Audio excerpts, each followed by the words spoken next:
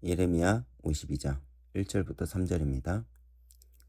시드기야가 왕위에 오를 때의 나이가 20세라. 예루살렘에서 11년 동안 다스리니라. 그의 어머니의 이름은 하무달이라. 림나인 예레미야의 딸이더라. 그가 여호와김의 모든 행위를 본받아 여호와 보시기에 악을 행한지라.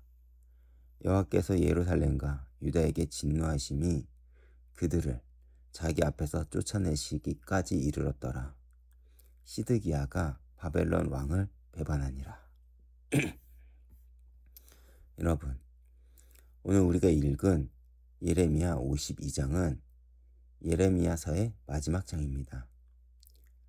48장 모압부터 시작해 바벨론에 관한 하나님의 심판의 예언이 51장으로 끝났다면 52장은 유다 왕과 예루살렘의 멸망에 대해 다시 자세히 기록하면서 예레미야는 예레미야서 전체를 마무리합니다. 여러분, 유다가 왜 하나님 앞에서 심판을 받고 멸망을 당했을까요? 2절을 보면 그 이유가 나옵니다.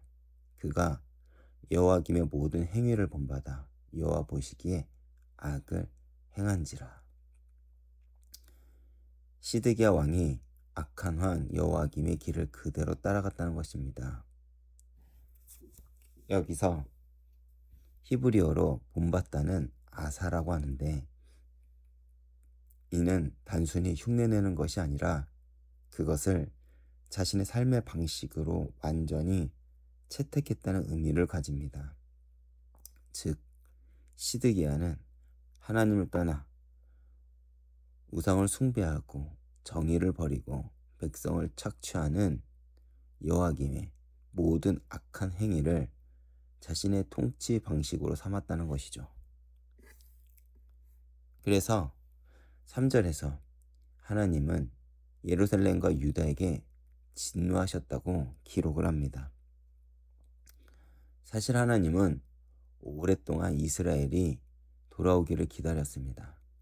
그래서 예레미야 선지자를 통해서 40년이 넘는 시간 동안 회개하라고 외치셨습니다. 다시 말해 하나님께서는 예레미야를 통해 이스라엘이 돌아오기를 기회를 준 것이죠. 그러나 이스라엘은 결국 하나님 앞에 돌아오지 않았고 하나님은 바벨론을 사용하여 이스라엘을 심판하십니다. 여기까지 보면 죄를 지었으니 당연히 벌을 받는다는 단순한 구조인 인과응보처럼 보입니다. 그런데 하나님의 섭리는 우리의 생각보다 훨씬 큽니다. 그렇게 이스라엘 향한 하나님의 심판은 단순히 너희가 죄를 지었으니 심판을 받았다로 끝나는 것이 아니라 그 안에는 하나님의 더 큰 계획이 있음을 알아야 합니다. 마치 1세대 출애굽한 이스라엘 민족들이 40년 동안 광야에서 장사를 지내고 다음 세대를 준비하신 것과 같이 하나님은 70년 후에 남은 자들을 통하여 다시 언약을 회복하시기로 작정하신 것입니다. 왜 이렇게까지 했을까요? 불평불만 속에서 이스라엘을 더 이상 죄 가운데 내버려 두지 않으려는 하나님의 사랑 때문입니다. 하나님은 때로 고통을 통해서라도 당신의 백성을 죄에서 건져내시고 다음 세대를 준비하시기도 합니다. 어쩌면 우리도 마찬가지일 수도 있습니다. 우리는 계속해서 내 중심, 세상 중심으로 살아가려고 합니다. 그래서 하나님을 예배하는 것도, 기도하는 것도, 교회에서 연합하는 것도 내 기호에 따라 선택을 하려 합니다. 그러나 하나님은 지금도 우리가 돌아오기를 바라시죠. 하지만 하나님의 기다림에는 시간표가 있음을 기억하시길 바랍니다. 우리의 눈으로 보기엔 교회가 무너지고 예배가 무너진 시대를 살아가는 것처럼 보이지만 하나님은 지금도 여전히 당신의 구속사 역사를 계속하고 계십니다.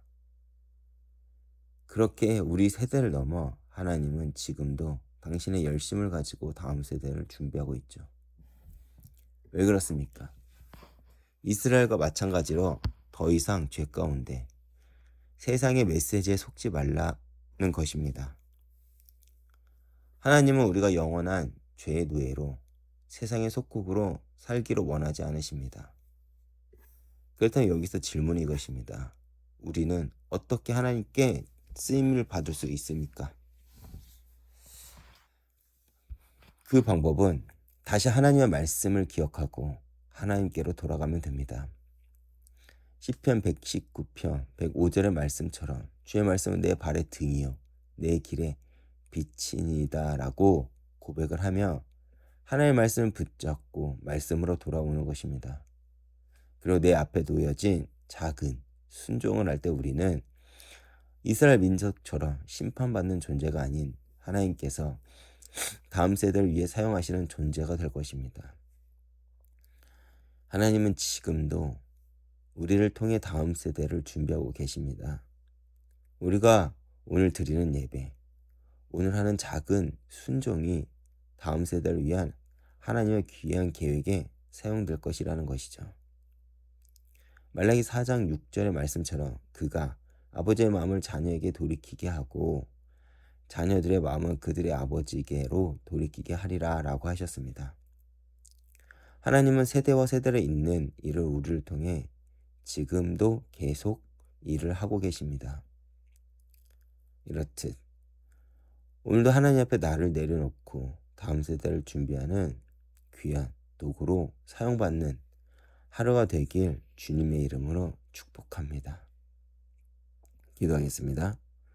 하나님 아버지, 오늘도 우리가 내 중심의 삶을 벗어나 주님 중심의 삶을 살아가게 하옵소서. 내 앞에 놓여진 작은 순종을 통해 다음 세대를 준비하는 귀한 도구로 사용해 주옵소서. 우리로 말미암아 다음 세대가 주님의 은혜를 경험하고 주님을 섬기는 세대가 되게 하옵소서. 예수님의 이름으로 기도하겠습니다. 아멘.